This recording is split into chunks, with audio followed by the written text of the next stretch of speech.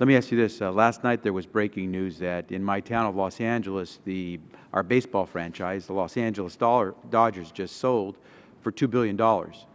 They obviously have a pretty high payroll for some of their employees.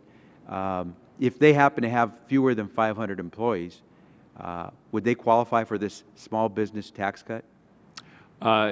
Again, as has been noted, there's no prohibition by type of enterprise or business. So if the Dodger organization under whatever under the common control test I just noted, if they number fewer than 500 employees, the Dodgers would qualify, sir. So is that a yes, that if the Dodgers have fewer than 500 employees, yes, they would qualify? Yes, yes, yes, they would, sir. Would other sports franchises that pay their employees millions of dollars also qualify for the small business tax cut? Hey, again, there's no prohibition against enterprises engaged in sports. Okay, so they could qualify as well. My understanding is that the Trump organization is a business that has about 300 employees.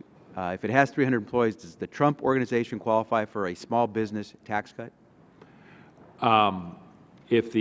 Again, we might look at a common control test if we're referring to Donald Trump, since he's engaged in a number of different things. But let's say they pass that common control test. As you have stipulated, if there were 300 employees, then yes, it would meet the definition and qualify to take the deduction up to 50% of wages paid or taxable income. So the Donald Trump organization, if it has fewer than 500 employees, would qualify for some of that $46 billion tax cut. My understanding is that Larry Flint Productions has about 117 employees. So if they meet that qualifying test and have 117 employees, would they also qualify for that small business tax cut? Again, any entity, choice, C Corp, S Corp, partnership. Mr. Barthold, I know we could go through the exercise if you could explain it, but I'm just trying to find out if I've given that limitation, is it a yes? Yeah, they're less than 500. So Paris Hilton Entertainment, which has 5 employees and is based in Beverly Hills, again, if they meet that criteria, they qualify for that small business tax cut? Yes, they would, sir. Okay. Now, another question.